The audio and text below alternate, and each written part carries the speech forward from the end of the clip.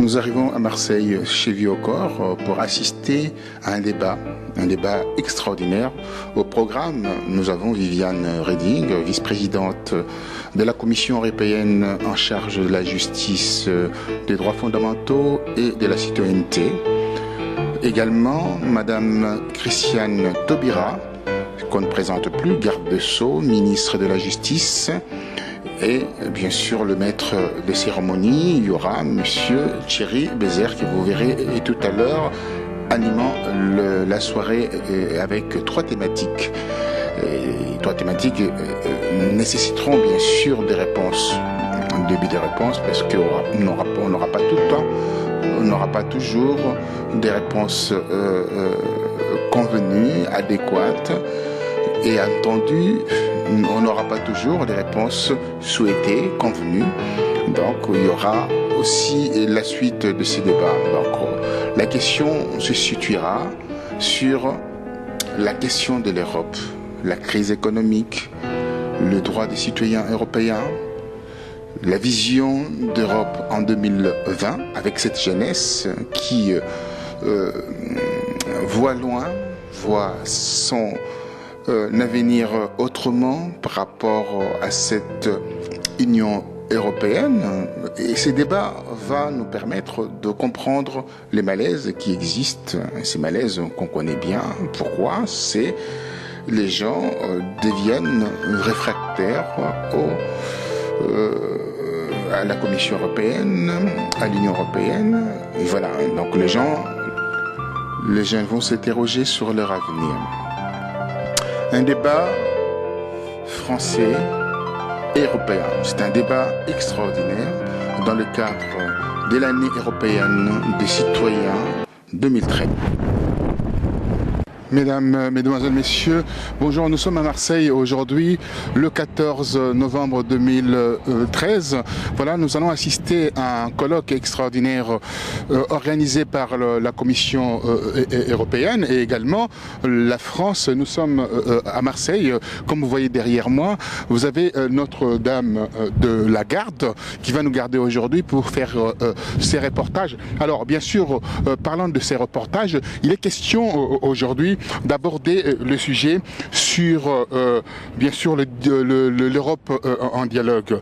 Bon, l'Europe en dialogue à Marseille, bien sûr, avec Viviane Reding, vice-présidente de la Commission européenne en charge de la justice, des droits fondamentaux et de la citoyenneté. Et voilà, donc nous allons interviewer également cette éminente personnalité et nous aurions également Madame Christiane Taubira qui est garde des Sceaux, ministre de la Justice, avec trois thématiques que nous allons aborder. Aujourd'hui, soir à 18h, de 18h jusqu'à 20h, nous aborderons les questions concernant l'Europe. La crise qui touche l'Europe et deuxièmement, droits des citoyens européens. Alors, voyez-vous, en Europe, l'Europe devient une petite nation, un petit village où tout le monde s'y retrouve. Bien sûr, ces sujets est assez important pour que les citoyens savent où ils en sont par rapport à cette Europe qui part en vrille en définitive, parce que on n'arrive pas à s'en sortir avec la jeunesse, on n'arrive pas à comprendre comment la jeunesse doit mutualiser avec d'autres jeunes venant d'ailleurs, et la raison pour laquelle aujourd'hui nous avons cette soirée extraordinaire. Bien sûr, dans cette soirée extraordinaire, nous parlerons de la vision d'Europe pour l'an 2020. Dans ces débats, les jeunes vont se demander par rapport à leur avis. Est-ce que leur avis sera-t-il pris en compte? Là, c'est la question qui sera posée aujourd'hui. Bien entendu, j'extrapole par rapport à ce que ça va se passer ce soir. Néanmoins, il y a une question qui va revenir dans la bouche de ces jeunes qui ont été consultés pendant 3 jours ici au mois d'octobre. Ils ont posé des questions concernant leur avenir, ils ont posé des questions concernant leur devenir. La société ne marche pas. Voilà, cette initiative elle est grande. Quand vous vous rendez compte, ici à Marseille, nous avons de faits divers dramatiques avec aujourd'hui plus de 21 morts tués à l'arme des guerres. Dans tout cela, donc les jeunes doivent connaître la justice, connaître leurs droits, connaître la façon dont ils fonctionnent. La rencontre est assez exceptionnelle. Je vais vous dire pourquoi cette rencontre est exceptionnelle. C'est parce que il y a eu un travail début 2013. Ce travail est organisé par la Commission européenne. Elle est allée sur le terrain en organisant 10 rencontres dans les rues de Marseille, suivies de 3 débats publics le 23, le 24, le 25 octobre. Et aujourd'hui, pourquoi nous avons ces dialogues? Parce que à l'issue de ces 3 jours de marathon au mois d'octobre, ça a permis de rencontrer près de 500 jeunes, de recueillir 260 contributions, photos, messages, propositions, vous voyez, pour préparer le débat de ce soir, 14 novembre 2013, au DOC du Sud. Alors voilà, donc nous sommes à Marseille. En face de moi, il y a la gare Saint-Charles. Derrière moi, vous voyez, il y a bien sûr Notre-Dame de la Garde, où les Marseillais sont d'une extrême gentillesse, contrairement à ce que les gens peuvent penser. Merci à vous et à très bientôt. Vous aurez la suite de ces reportages. Merci. À Marseille, Madame Taubira, garde des Sceaux, ministre de la Justice, et Madame Reding Viviane, qui est vice-présidente de la Commission européenne chargée de la justice, vont débattre sur 3 thématiques qui sont extrêmement importantes par rapport à la demande de la jeunesse et à la demande des citoyens d'ailleurs. Il y a le droit du citoyen européen, les visions d'Europe 2020, l'Europe et la crise. Voilà ces 3 thématiques qui seront abordées aujourd'hui, 14 novembre 2013, au DOC du Sud à Marseille, là où nous venons d'arriver, et pour assister à cette conférence extraordinaire de la jeunesse. Des questions seront posées pour que les gens puissent être édifiés de ce qui se passe en Europe, à leur insu d'ailleurs, souvent, et quels sont leurs droits. Voilà, donc il y aura la contribution au sein de ces débats de la jeunesse. Les jeunes vont poser des questions, vont poster leurs questions via Twitter, pour en débattre. Quelque chose d'assez innovant qui va se mettre en place afin de casser la glace, d'être en face de la jeunesse, de savoir qu'est-ce qu'elle veut réellement, cette jeunesse, qu'est-ce qu'elle attend de cette Europe qui est souvent décriée à tort, militants. Mais les jeunes ont besoin, les gens ont besoin de connaître cette Europe qui s'agrandit, qui grossit, et même qui, au niveau de la panier de la ménagère, on trouve que le peuple ne s'y retrouve pas. Les Européens moyens ne se retrouvent jamais par rapport à cette Europe des nantis qui aide les entreprises, aide les entités, aide les institutions, mais délaisse les populations. Voilà, on abordera la vision. C'est là ? Ouais. C'est là ?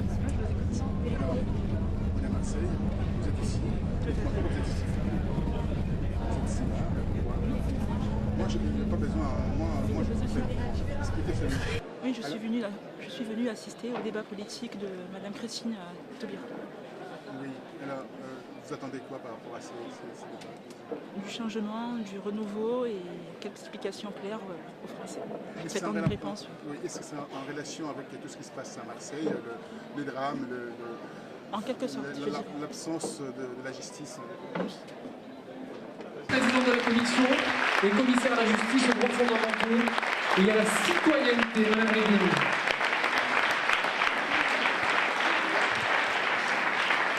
Voilà, Madame Réville, et évidemment, Christiane Taubira, ministre de la Justice. Bien question, mesdames. Prenez place.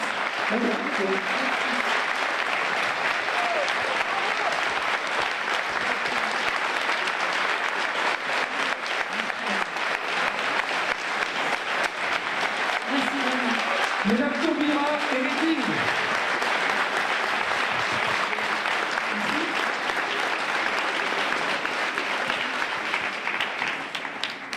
Le président de la région est aussi avec nous, Michel Vauzel. Merci, président, d'être avec nous. Karim Zeridi, qui est député européen, de nous rejoindre un petit peu plus tard dans la soirée. Madame Réville, vous pouvez convaincre sur le résultat? Ah oui, 80% estiment, les personnalités qui sont dans la salle, que leur voix n'est pas entendue en Europe. Oh, vous êtes pire que les Européens. Non, bon. Non, parce que vraiment, les chiffres sont qu'à peu près 40% des personnes seulement pensent que leur voix est entendue. Donc 60% pensent que leur voix n'est pas entendue. Vous êtes à 80%. Eh bien, Christiane, on a du travail à faire. Oui, alors on a du travail à faire ce soir. Et on va le faire, mais on ne le fait pas pour la première fois, voyez-vous. Parce que c'est le 37e dialogue. On a déjà fait des dialogues dans le nord, dans le sud, à l'est et à l'ouest. On a fait des dialogues dans des pays à très grande difficulté. En Grèce, dans le sud de l'Espagne, c'était le premier. Au Portugal, en Irlande. Et ceci, c'est le numéro 37. Donc, c'est notre réponse à votre vote pour dire oui, vous avez raison. Il faut que la voix citoyenne soit plus entendue et il faut que les élus, les responsables politiques se mettent à l'écoute des citoyens. Pas seulement pour vous écouter une fois, mais pour en plus prendre ce que vous dites là où se prennent les décisions politiques. Parce que c'est ça qui est important. Je présenterai au printemps l'année prochaine le résultat de tous les débats politiques qu'il y a eu, avec tous les résultats de ce qu'on nous a dit pendant ces débats, pour l'intégrer dans nos propositions politiques à Bruxelles. Donc oui, votre voix sera entendue. Madame Taubira, la France est un acteur majeur au sein de l'Europe depuis 1952. Oui, d'abord, merci d'être aussi nombreux, merci pour l'accueil que vous m'avez réservé. La France est un acteur majeur parce que la France est un membre fondateur de l'Union européenne. De belles grandes figures françaises ont été vraiment à l'initiative de cette construction européenne. Et je veux revenir un peu justement sur le sens même de l'existence de l'Union européenne, parce que vous soyez 80% à penser que votre voix n'est pas entendue, nous conduit à interroger la relation que vous avez avec l'Union européenne. Parce que ce ne doit pas être une relation passive, ce ne doit pas être est-ce que l'Union européenne nous entend, c'est quelle Union européenne notre génération construit, transforme. Et c'est un rapport essentiel. On ne parle plus tellement des raisons pour lesquelles l'Union européenne a été constituée. Ça a été d'abord la communauté économique européenne. Mais c'est un temps où des femmes, des hommes se sont posé la question de savoir quel pouvait être l'avenir des pays européens. un avenir au terme de pratiquement 2000 ans de guerre de religion, de guerre de territoire, de guerre d'influence, de guerre d'héritage. Et puis cette terrible grande guerre que nous avons commémorée il y a quelques jours, le 11 novembre 1918, un passé partagé en Europe, et la deuxième guerre mondiale, et stop, ça suffit, ça suffit. Nous pouvons nous construire un avenir de paix, de dialogue, de solidarité et mettre un terme à ces guerres. Donc c'est ce que cette génération de la fin de la Deuxième Guerre mondiale s'est dit.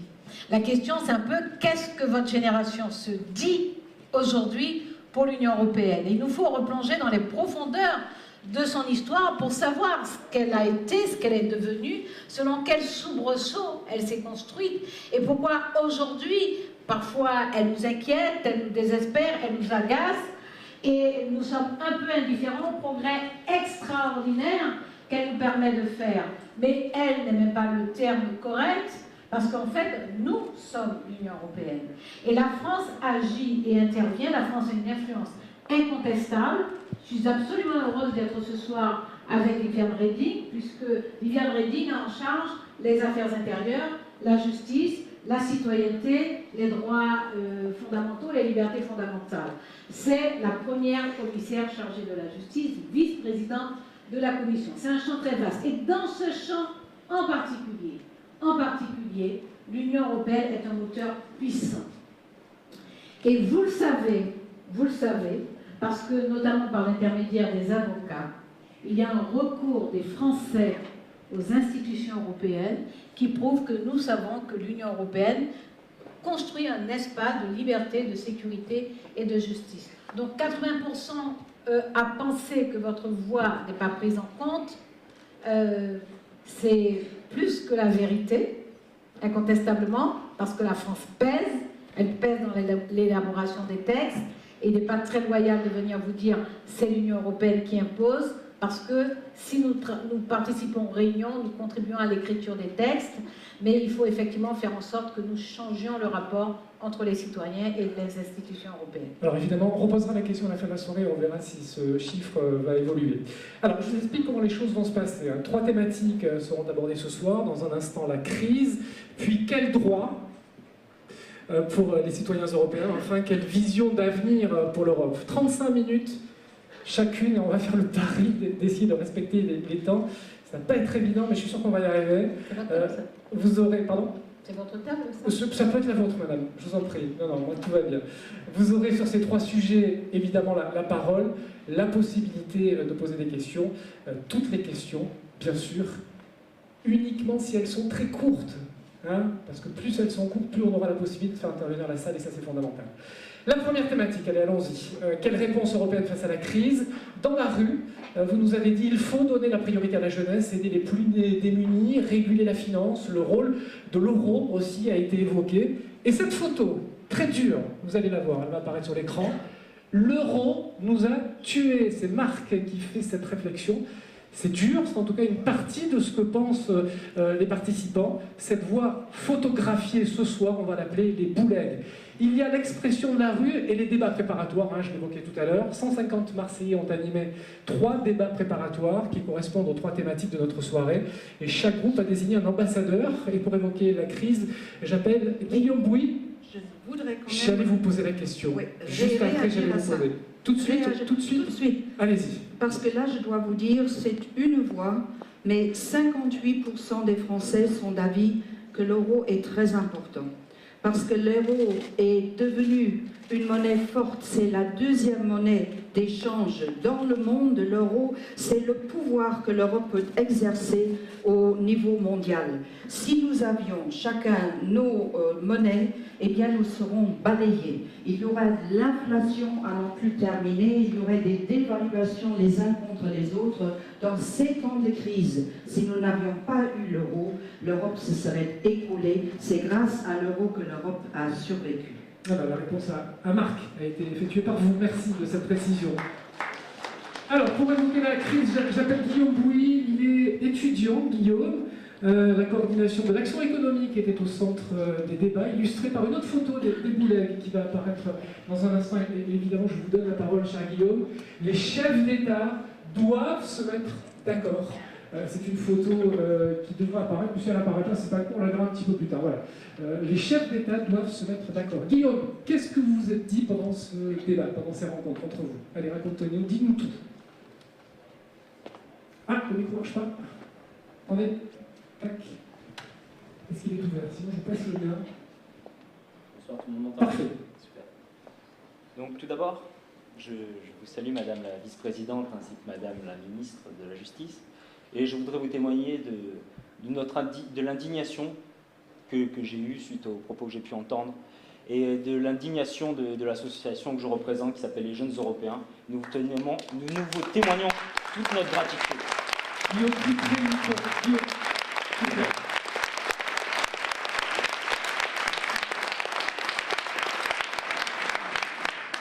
Donc, l'Europe, j'essaye de la vivre au quotidien au travers des Jeunes Européens. On est une association citoyenne européenne et on fait notamment des interventions à Aix-en-Provence, à Marseille, à Brignoles, où on rencontre les citoyens.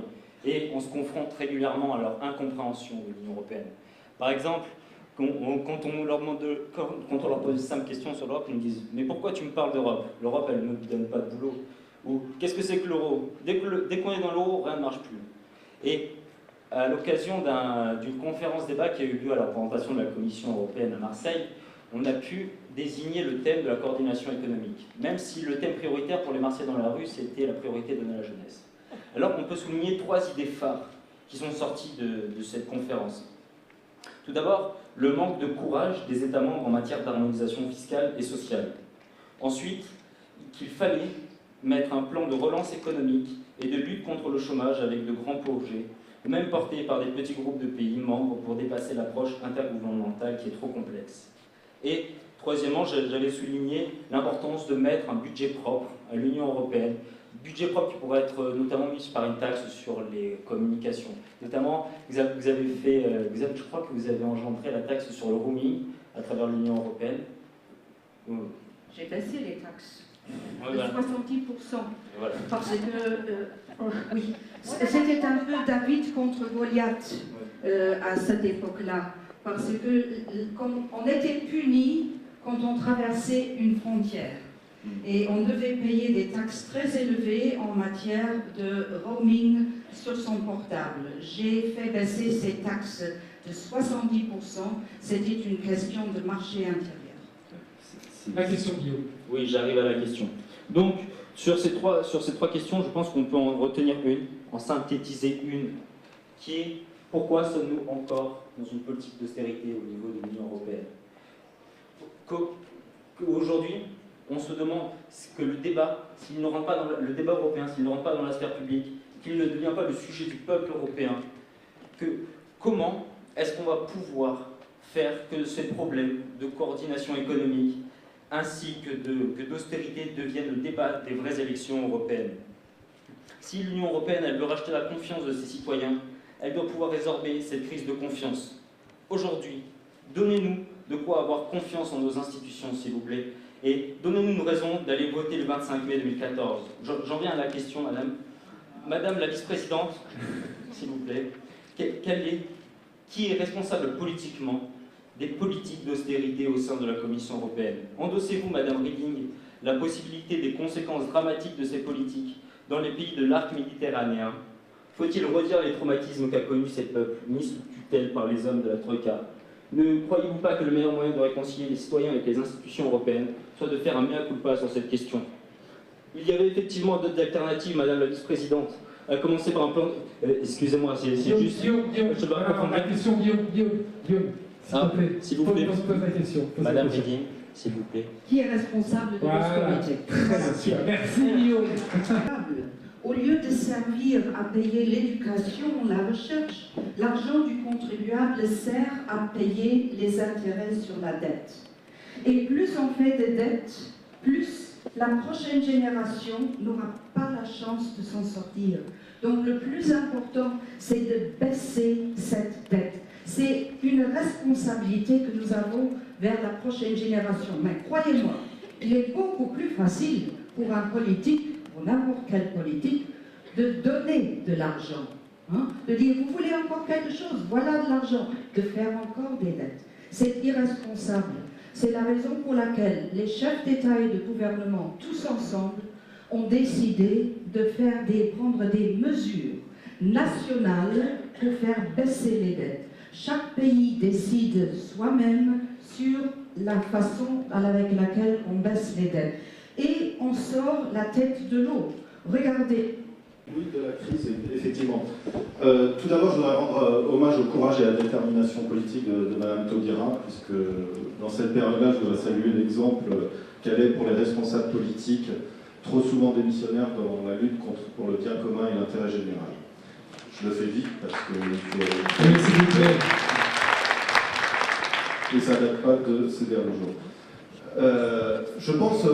Par rapport à la discussion qui vient d'avoir lieu, ça a tout à fait trait à ces enjeux, que depuis 2008 et 2009, les responsables politiques européens, nationaux ou supranationaux n'ont pas profité de la crise financière pour remettre de façon efficace la finance au service des citoyens et de l'économie réelle. Les plans de sauvetage se sont succédés, ça a coûté beaucoup d'argent aux contribuables européens, sans contrepartie, et les marchés se sont retournés contre les États qui les avaient sauvés. Les réformes qui ont eu lieu ont abordé quelques points assez cruciaux, mais aucune n'a remis en question le problème fondamental qui est que la finance est au service d'elle-même. Pour exemple, juste un petit chiffre, et c'est dans le rapport Liikanen, le rapport du groupe de travail européen sur la question, pour les principales banques françaises consacrent moins de 25% de... J'y arrive. Merci.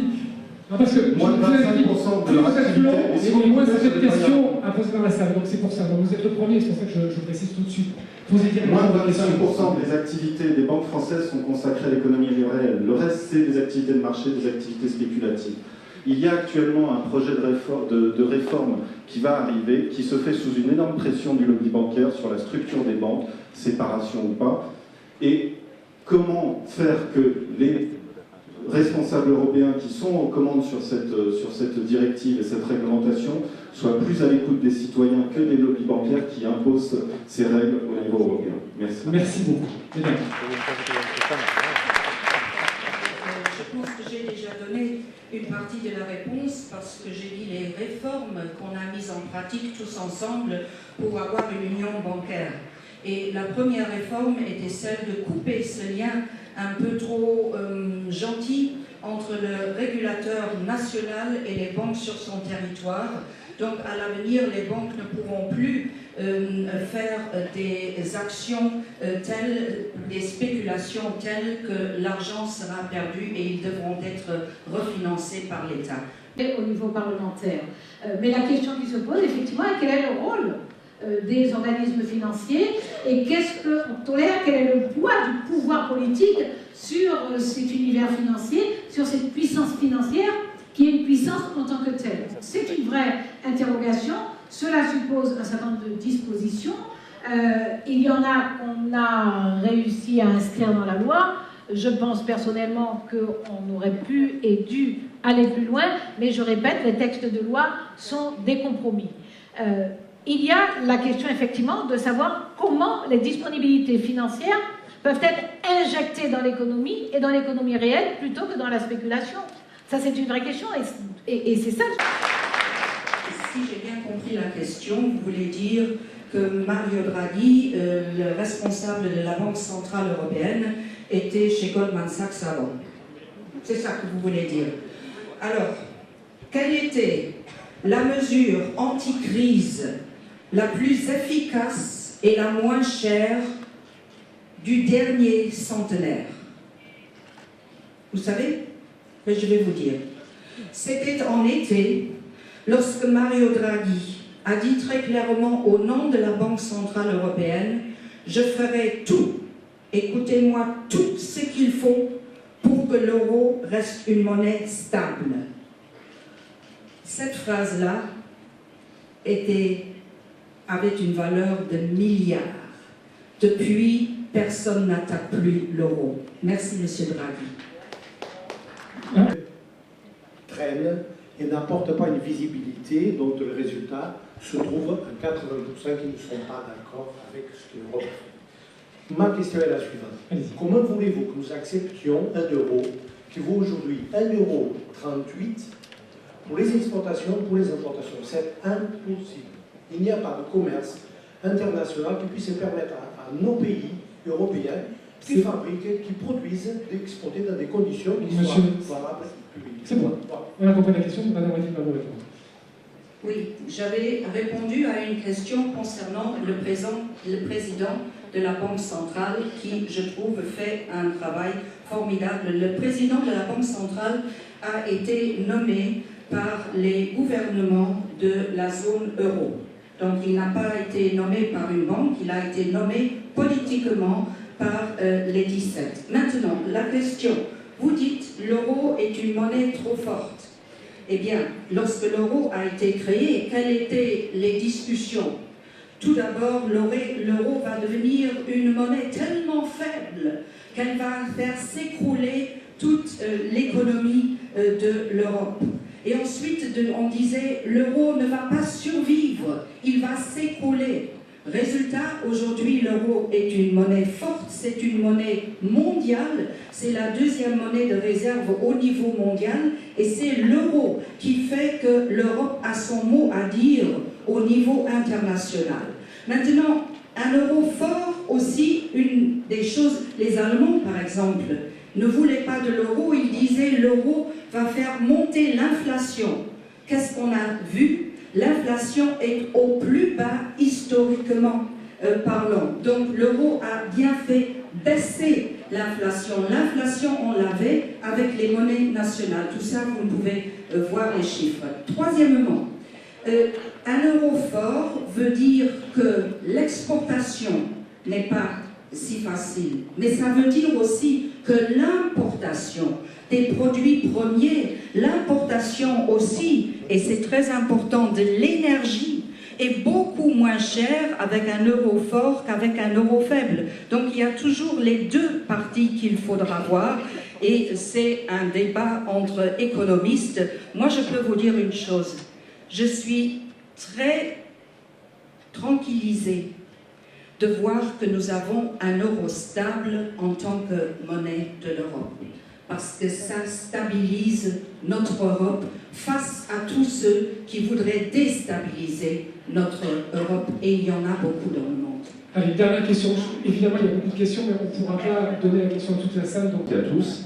Je suis M. Haussmann, je travaille pour une banque française que je ne citerai pas. On parle de crise, justement. Moi, j'ai une double question. Une question au niveau européen, une question au niveau français. Au niveau européen, je rejoins le monsieur, vous n'avez pas répondu à sa question. Sa question, je vais la répéter d'une autre manière peut-être, qu'elle soit vraiment intelligible et compréhensible, pour qu'on ait une vraie réponse qui ne soit pas une langue de bois, parce que je suis désolé, je ne suis pas d'accord avec vous. La question, et même historiquement, on sait, je vais utiliser des gants, des guillemets, comme ça on ne m'accusera pas de diffamation. Non, c'est très important, c'est fondamental.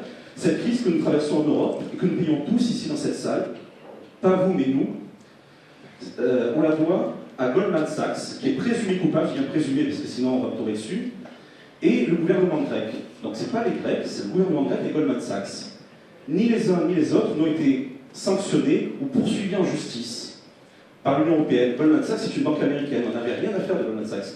Vous pouvez très bien au niveau européen les sanctionner, faire quelque chose pour les sanctionner. On n'a rien fait. Ils sont bien au chaud à Londres, à Paris, donc bien ici en France.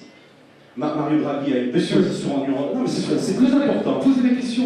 J'ai deux questions. La première question, c'est est-ce qu'un jour l'Union européenne aura enfin cette force de se dépêtrer des lobbies bancaires et autres pour enfin poursuivre les coupables qui nous ont mis là-dedans en 2008, c'est-à-dire Goldman Sachs, les membres du gouvernement grec, qui sont très bien au chaud également eux aussi. Donc est-ce qu'un jour on aura vraiment cette force de faire ça, ou est-ce qu'on va un peu passer la poussière sous le tapis et dire il a des accords. Parce que c'est pas la question de l'Europe. Là, vous avez des gens qui gagnent. Monsieur, moi, c'est une souhaité avoir une réponse. Vous avez posé la question. C'est un débat, monsieur. Dans un débat, vous posez une question, vous allez avoir la réponse. Posez la deuxième question. Alors ça, c'est la première question, c'est quand est-ce qu'on va être assez couillu pour poursuivre Goldman Sachs? Ça, c'est très clair. Très bien. Parce que c'est la question, monsieur, j'ai pas répondu. On va pas les jeter des fleurs à M. Mario Draghi, il n'y en a pas besoin. Monsieur, deuxième question. Si vous voulez que ce soit un débat, posez la deuxième question. Et la deuxième question, ça va être à Mme Taubira. Bonsoir, madame. Elle est franco-française, parce qu'on parle de l'euro, on parle de la crise. Moi, au quotidien, je suis un simple employé, même si je pense à un costume cravate, je n'ai pas les sous qui vont avec. Et je suis en contact avec aussi bien les grands groupes que les artisans. Tout le monde souffre en France.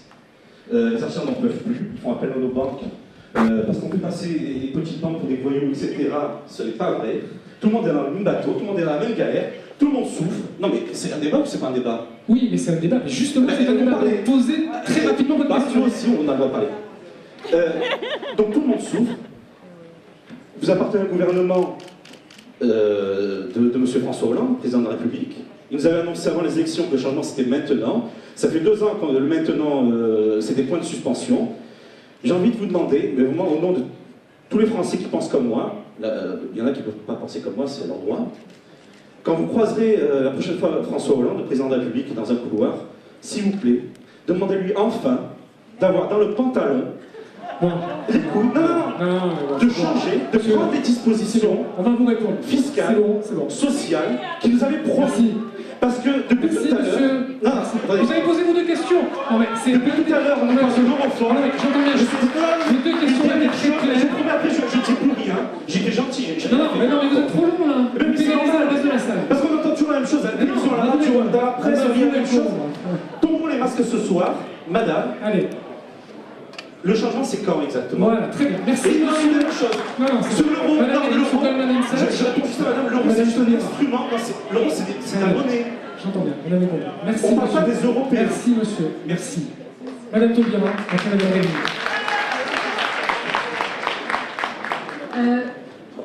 Permettez-moi juste une observation. J'aurais souhaité, quoi que vous pensiez du président de la République, vous en parliez sur un autre ton. Parce que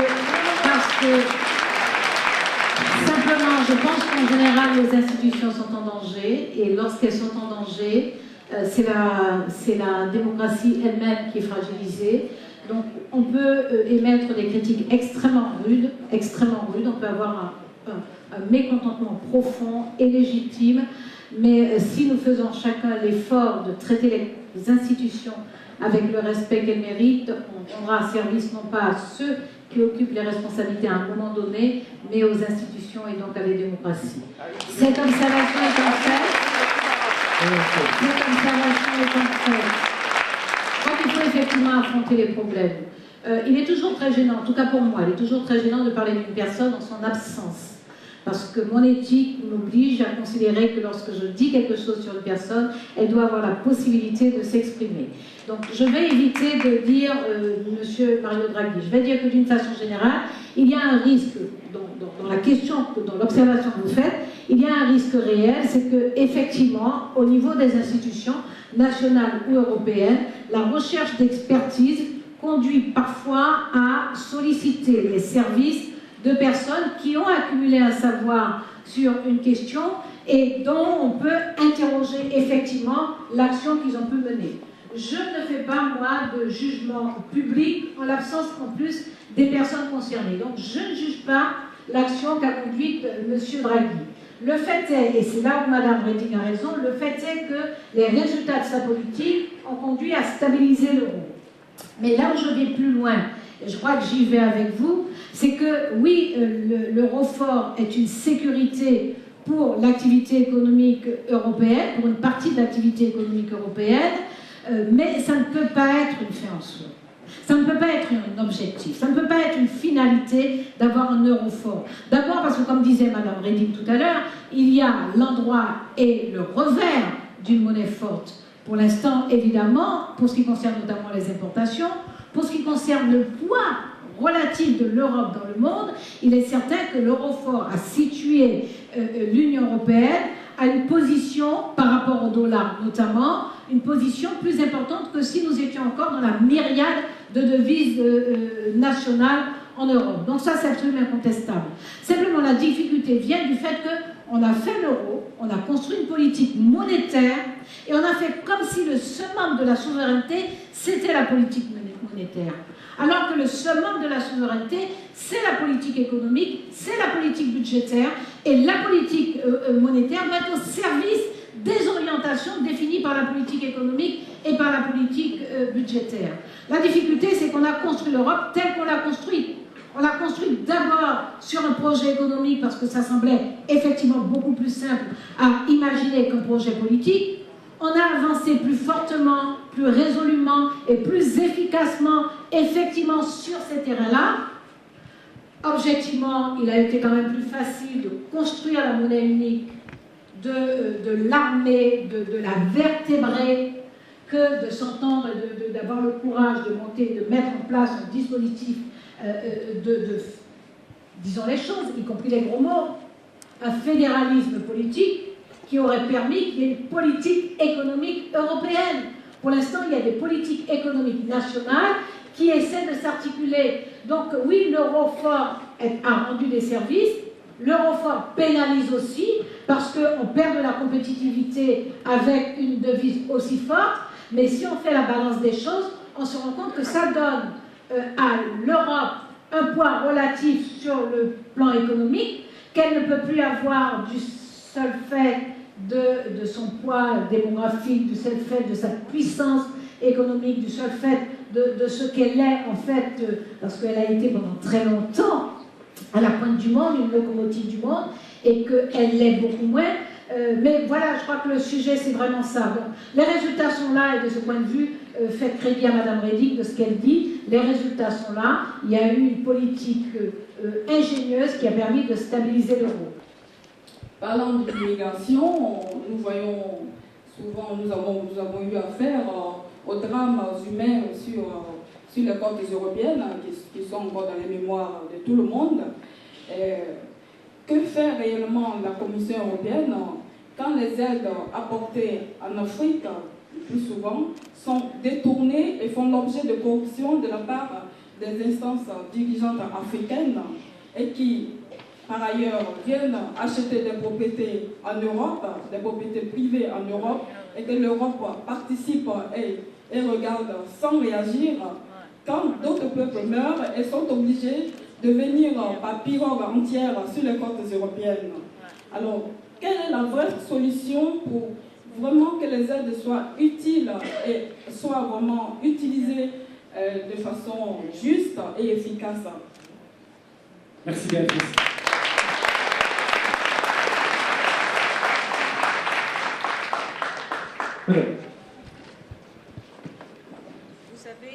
Madame, vous avez parlé de la solidarité européenne. Elle s'exerce en fait dans l'aide au développement. L'Europe et ses pays sont les plus grands pourvoyeurs au monde. Nous dépensons, nous investissons plus en aide au développement dans les pays pauvres que tout le reste du monde ensemble.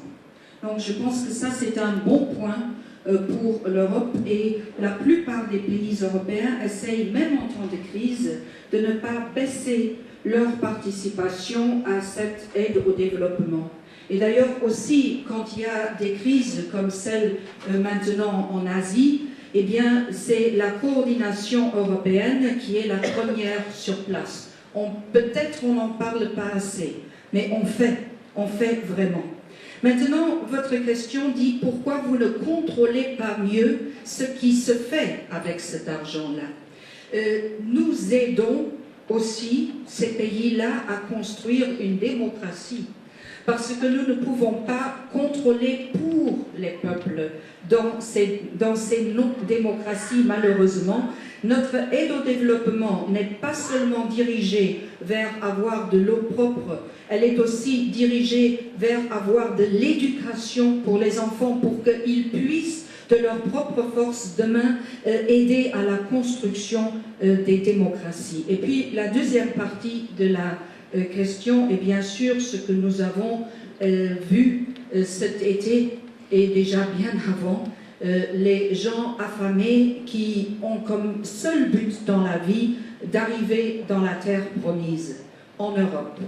Et là, je dois vous dire que je suis très déçue de la plupart des États membres, parce que la solidarité ne fonctionne pas. Il y a beaucoup... Oui, je regarde Madame Taubira, je ne parle pas de la France. Et je ne parle surtout pas de Marseille, parce que quand on voit Marseille vraiment est une porte d'entrée, c'est une terre où se mélangent les populations, mais il y a beaucoup d'États membres qui, lorsqu'il s'agit de prendre plus de gens qui ont fui la misère sur leur territoire, eh bien, ils disent tout simplement non. Et je suis chaque fois choquée que je vois ça. J'étais moi-même à la réunion des ministres de l'Intérieur. Heureusement que toi, tu n'as pas besoin d'être dans ces réunions parce que tu te fâcherais énormément. Les ministres de la Justice, où nous siégeons ensemble, Christiane et moi-même, ont une optique absolument différente. Ils ont une optique sur le droit de l'individu et qu'il faut préserver. Tandis que les ministres de l'Intérieur, très souvent, ont une optique de freiner, de rejeter. Et malheureusement, ils n'ont pas souvent une optique de solidarité. Je le regrette. Je préférerais qu'il y ait une politique européenne d'immigration. Immigration, c'est les gens des pays tiers. Migration, c'est à l'intérieur de l'Europe, des Européens qui ont la libre circulation. Mais en matière d'immigration, il nous faudrait une politique autre, surtout en pensant que nous sommes un continent vieillissant et que nous aurons besoin des jeunes qui viennent travailler en Europe, les jeunes de l'extérieur. Or, nous avons toujours, nous, collectivement, les États membres, toujours refusé d'avoir une vraie politique d'immigration européenne. Il faudra la définir avec les citoyens, quelle qu'elle soit. Mais il faudra en avoir une, qu'elle soit comme ça ou comme ça. Mais il faudra décider. Merci Madame. Madame Taubira. Oui, si vous permettez, je reviens rapidement sur les résultats du vote tout à l'heure. Voilà, moi je trouve très réconfortant effectivement que 70% de l'assistance est considérée comme solidarité parce qu'elle est réelle et elle se mesure. Simplement, avec le monde. Viviane Reding a raison parce qu'elle dit qu'il faut une politique d'immigration européenne, sérieuse. Il y a quelques dispositions. Elles ne sont pas appliquées parce qu'il y a des égoïsmes nationaux qui font qu'effectivement, on essaie de voir si c'est le voisin qui va se débrouiller avec le problème et ne pas prendre sa part dans le problème. Il nous faut régler ce sujet-là. En même temps, il nous faut régler la question aussi des relations entre les pays du Nord et les pays du Sud qui contribuent aussi à l'appauvrissement ou en tout cas parfois à la captation des ressources dans un certain nombre de pays du Sud. Quand je dis que nous ne sommes pas innocents, ça n'innocente pas les chefs d'État corrompus, mais ne perdons pas de vue qu'il y a corrompus et corrupteurs. Donc il faut faire la chasse aux corrompus, il faut faire la chasse aux corrupteurs. Il faut faire en sorte qu'il y ait plus de liberté, plus de justice dans l'ensemble du monde. Et c'est ça qui va stabiliser les populations. Parce que les gens qui s'en vont et qui sont prêts, comme vous le disiez, madame, à embarquer sur des canaux, ils savent en partant qu'ils ne sont pas sûrs. Vous savez qu'en Afrique, il y a eu un mouvement de mères, de mamans, désespérées, qui se sont rassemblées pour essayer d'empêcher leurs enfants de partir. Donc on sait, lorsqu'ils embarquent, il y en a beaucoup qui savent, parce qu'aujourd'hui, à l'ère d'Internet et de la communication, il y en a beaucoup qui savent que ça finit parfois en naufrage. Donc ils sont dans un tel état de détresse qu'ils préfèrent prendre le risque de naufrage. On ne peut pas s'accommoder d'un monde dans cet état-là. Donc il nous faut faire en sorte que les droits et les libertés que nous développons en Europe, nous les fassions émerger ou prospérer aussi dans ces pays du Sud. Parce que lorsqu'il y a de la corruption, lorsqu'il y a de l'injustice, lorsqu'il y a surtout une impossibilité de s'exprimer, de vivre, lorsqu'il n'y a pas de démocratie en fait, il y a la neutralisation de ressources considérables. Il peut y avoir des ressources naturelles importantes. On connaît les pays pauvres où il y a du pétrole, où il y a de l'or, où il y a de l'uranium. Il peut y avoir beaucoup de ressources naturelles. Mais si la ressource humaine, elle, ne peut pas se déployer, ne peut pas s'épanouir, il n'y a pas de richesse collective, il n'y a pas de richesse durable. Donc nos combats consistent à faire en sorte que les droits et les libertés se développent en Europe, mais nous devons aussi, sans complaisance, faire en sorte que ces droits et ces libertés se développent aussi dans les autres pays du monde. Et c'est vrai que les politiques d'aide publique doivent être des politiques sérieuses et durables sur l'éducation, sur la santé, sur le désenclavement, sur l'accompagnement des cultures locales qui permettent d'alimenter le marché local. Nous devons être lucides là-dessus et pas seulement faire des arrangements s'organiser pour obtenir des marchés, pour obtenir de grosses infrastructures, pour obtenir des passe-droits qui aident un moment nos entreprises, mais qui contribuent à se laisser développer la misère. Et c'est ce qui fait que nous ne sommes pas innocents de l'état du monde. Nos entreprises, d'ailleurs, qui sont assez peu critiquables, sont des entreprises qui ont une éthique. Nous devons faire en sorte que dans les instances internationales, nous travaillons pour imposer cette éthique partout. Parce que si nos entreprises sont les seules à avoir une éthique, elles perdent en compétitivité par rapport aux autres entreprises. Donc nous devons faire tout ce travail-là. Le sujet n'est pas simple, mais s'il vous plaît, allez voter aux élections européennes. La première question, c'était donnez-nous des raisons d'aller voter aux élections européennes. Et que vous êtes au chômage, il y a un chômage galopant et que vous ne retournez pas au pays, parce que les 4 sous que vous envoyez, c'est pour nourrir la famille, vous restez en France et vous faites le dos rond. Deuxième chose, vous êtes baladé sur les marchés parce que l'euro fort, c'est que des trucs chinois. Je suis désolée, à 1 euro, c'est que des trucs chinois. Allez à Port-de-Bouc au marché, il n'y a que du truc chinois. Excusez-moi. Alors, ce qu'on me demande, moi je voudrais dire une chose aussi. Qu'est-ce que vous comptez faire pour que nos gosses... Moi j'ai un fils qui sort de Polytech, d'ingénieur, qui est major un truc, et c'est pas le seul, il y en a plein, et qui cherche du boulot. Et ben, il m'a dit, tu sais maman, tu peux être fière, je suis major au chômage. Alors moi je vais vous dire une chose, je suis peut-être bête, mais moi je dis, il vaut mieux apprendre à pêcher plutôt que d'apporter du poisson. Alors, tout simplement. Et dernière chose, vous nous dites, comment ça s'appelle, la politique, que je sache, vous savez, je fonctionne au niveau de votre petit porte-monnaie, il est plutôt maigre. Je vais vous dire une chose, le gouverneur là, de la Banque européenne, il n'est pas élu, il est nommé, et on donne de plus en plus de pouvoir au pognon, et moins à l'humain. Alors moi je suis, Madame Taubira, vous m'avez émerveillée. Vous êtes un cadeau, continuez comme ça. Et celui qui nous a traité de je sais pas quoi, on ferait mieux le mettre au zoo. Merci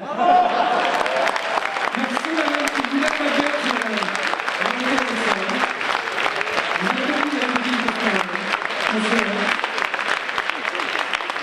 Ça veut dire que vous êtes coupé. Je vous ai senti prête à vous sauter dessus alors que... Allez, très rapide, une question. Oui, non mais je vous donne la parole après, madame. Vous inquiétez pas, voilà, très rapide. Et après, on redouble les questions, donc, s'il vous plaît, voilà. Soyez prêts. Voilà. Je vous ai pas oublié, madame.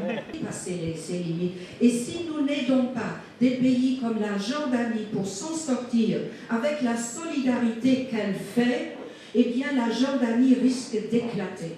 Et nous aurons un problème supplémentaire parce qu'à ce moment-là, nous aurons le problème de tous les réfugiés qui se trouvent en Jordanie et en plus un gouvernement qui ne tient plus, c'est-à-dire plus de stabilité. Donc c'est un problème extrêmement grave, c'est un problème qui est géopolitique entre autres, mais c'est aussi un problème que nous devons discuter à l'intérieur de l'Europe parce qu'il y a bien sûr la question de solidarité que vous, madame, avait mise en relief, mais il y a aussi la solidarité avec le Sud que malheureusement... Technicité sur tous les dossiers complexes, convergence entre 28 pays lorsqu'on veut trouver un accord.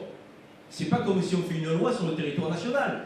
Il faut prendre en compte les cultures, les histoires, les avantages, les acquis, et tout cela nécessite un travail technique. Donc un parlementaire, il doit être un technicien et un politique, parce qu'il faut effectivement mener des batailles. Mais c'est passionnant.